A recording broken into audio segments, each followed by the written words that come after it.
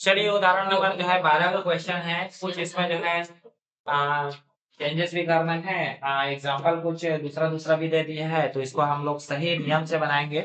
ठीक है, देखिए किसी स्कूल में 10वीं कक्षा की लड़कियों की ऊंचाई इस प्रकार से दी हुआ है कि यहाँ पर ऊंचाई सेंटीमीटर में है 135 से 40 से लेकर कैसे से करते करते 155 से कितना है 160 तक है। ठीक है, जिसमें कुछ लड़कियों की संख्या भी दिया हुआ है, जिनको मैं क्या कर रहा हूँ यहाँ पर जो है माध्यिका निकालने के लिए, संचयी आवृत्ति निकालने के लिए मैं इसमें नीचे में एक सारणी लिख दिया हूँ। ठीक है, ऊंचाई को मैं यहाँ पर एक साइड में रख दिया। ठीक, ऊंचाई को मैंने एक साइड में रख दिया और लड़कियों की संख्या को एक साइड में रख दिया। ठीक है, इसको कॉलम के रूप में जो है हम लोग बना दिए, वहां रो में था, ये कॉलम में बना दिए। सबसे पहले देखिएगा यहाँ पर लड़कियों की संख्या में सर्वाधिक सबसे अधिक कहां पर दिखाई दे रहा है आपको? हाँ, ये 11 का दिखाई दे रहा है। ठीक है, 11। अब इसी को आपको क्या मानना है? एफ मानना है। ठीक है, समझ में आया? इसी को आपको एफ मानना है। अब साथ ही साथ में हमें संचयी बारंबारता निकालना है। ठीक है, अब जैसे कि हमने बहुलक में देखा था, ठीक है, जहां पर जो बहुलक वर्ग की बारंबारता था उसके जस्ट सीध वाला को जो है एक निम्न सीमा और एक जो है उच्च सीमा मानते थे। तो ये चीज को जो है हम क्या करेंगे, ये चीज को जो है हम मानेंगे 145 को बहुलक वर्ग की निम्न सीमा। इतना समझ में आ गया? ठीक है, अब देखिएगा हम संचयी बारंबारता निकाल लेते हैं। संचयी बारंबारता कैसे निकालते हैं? यहाँ पर सबसे पहले जो है अंक दिया हुआ है 1। अब उसको जो है किससे करेंगे? 0 से प्लस करूंगा तो उनकी वैल्यू कितना हो जाएगा? हमें जो है 1 ही मिलेगा। इतना क्लियर है? ठीक, अब उसके बाद देखिएगा जो 1 मिला है उनको और ये वाला जो दिया है 2, उनको प्लस कर देंगे तो ये हो जाएगा 3। फिर 3 को इधर ले आऊंगा, फिर उसके साथ में 11 को प्लस कर दूंगा। 3 और 11 कितना हो जाता है? ये 14 हो गया। फिर 14 को यहाँ लिख दूंगा और 9 को यहाँ लिख दूंगा। 14 और 9 को मैं अगर जोड़ देता हूं तो हो जाता है 23। 23 को फिर यहाँ पर लिख दूंगा और प्लस यहाँ पर क्या है? 7 है। ठीक है, दोनों को जब जोड़ देते हैं तो ये जो है कितना हो जाएगा? 30 हो जाएगा। मतलब ये जो है n की वैल्यू कितना मिल गया हमें? 30 मिल गया। इतना को हमें जो है क्या करना है? ध्यान देना है। ये जो दिया है वो किसकी वैल्यू है? n की वैल्यू है। ठीक, इतना सब चीज पता चल गया। अब हमें सी एफ किसको मानना है? इसके जस्ट ऊपर के जो सीध में दिया हुआ है इनको मानना है संचयी बारंबारता सी एफ। ये चीज को लेना है। अब जो जो मिल गया है उनको हम एक बार क्या कर लेते हैं? लिख लेते हैं। सबसे पहले हमें क्या मिला? ये बहुलक वर्ग। ठीक है, तो कितना है? एफ इज इक्वल टू कितना मिला हमें? 11। इतना समझ में आ गया? एफ इज इक्वल टू कितना मिल गया? 11 मिल गया। उसके बाद मुझे मिल गया निम्न सीमा, एल इज इक्वल टू कितना मिला? 145। ठीक, ये भी मिल गया। अब उसके बाद जस्ट मुझे बगल में मिला C F is equal to संचयी बारंबारता। ठीक है, ये मिल गया 3। और साथ ही साथ में मुझे एन की वैल्यू मिला था, कितना मिला था? एन की वैल्यू 30 मिला था। अब मुझे क्या करना है? फॉर्मूला में n/2 होता है तो उसको जो है मैं n/2 कर देता हूं। तो 30 बटे यहाँ पर क्या हो जाएगा? 2। मैं इनको कटा दूंगा तो मिल जाएगा मुझे 15। इस प्रकार से n/2 की वैल्यू मिल गया 15। अब क्या करेंगे? माध्यिका का यहाँ पर हम सूत्र डालेंगे।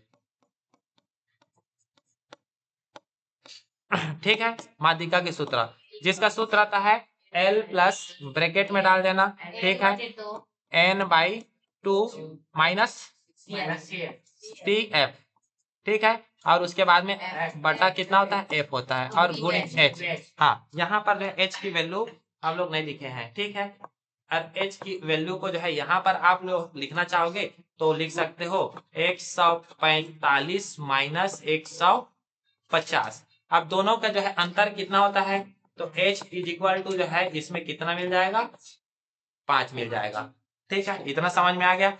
अब देखिएगा यहाँ पर सभी के मानों को जो है रखते जाएंगे तो एल की वैल्यू हमें कितना मिला था? 145। यहाँ पर 145 मैं लिख दूंगा, फिर प्लस, फिर ब्रैकेट। n/2 की वैल्यू मैंने याद किया था 15, 15 माइनस सी एफ की वैल्यू कितना मिला है? 3। और एफ की वैल्यू कितना मिला है? 11। और गुणित एच की वैल्यू कितना मिला? 5। अब इसके बाद इसको हल करेंगे। ठीक है, यहाँ पर 145, फिर यहाँ पर 15 में अगर मैं 3 घटा देता हूँ तो कितना मिल रहा है, ठीक 12, और बटा कितना है 11, ठीक, और गुणित यहाँ पर इसको क्या कर सकते हो 5। अब ये 5 जो है अंश के साथ में गुणा होगा, 12 के साथ में गुणा होगा, 12 पंचे 60, 145 प्लस 12 पंचे 60, और बटा कितना हो जाएगा 11 हो जाएगा। ये तो समझ में आ गया। ये एक भिन्न संख्या है, और भिन्न संख्या के बीच में जो है और एक संख्या के बीच में प्लस है, तो वहां पर क्या हो जाएगा, ये तिर्यक गुणा हो जाएगा, ठीक है। तो 145 में अगर मैंने 11 का गुणा किया तो 11 पंचे 55 हासिल 5 हो जाएगा, 11 चौक 44, 44 में अगर जो है मैं गुणा करता हूँ तो कितना हो जाएगा 49 हो जाएगा, 49 की 9 हासिल क्या हो जाएगा 4 हो जाएगा, 11 एकम 11 और 4 कितना हो जाएगा 1595, और 11 एकम क्या हो जाएगा फिर 11। अब मुझे क्या करना है, हाँ प्लस 60 में, हाँ प्लस 60 भी है। अब उसके बाद में 11 एकम 11 हो जाएगा, और ये प्लस 60 एकम 60 हो जाएगा, ठीक है। इन दोनों को मैं क्या करूंगा, जोड़ दूंगा, इसको सेंटर में लिख देता हूँ थोड़ा, 11 एकम 11। अब दोनों को क्या कर देते हैं, जोड़ देते हैं, ठीक है। 5 और 0 जोड़े तो 5, 9 और 6 जोड़ेंगे तो 15 की 5 हासिल 1, ठीक है, और ये 6 और ये 1655। अब इन दोनों को क्या करना है, कटा देना है, 11 के पहाड़ा कटा देते हैं, 11 एकम 11, ठीक है, कितना बच गया 5, 11 पंचे 55।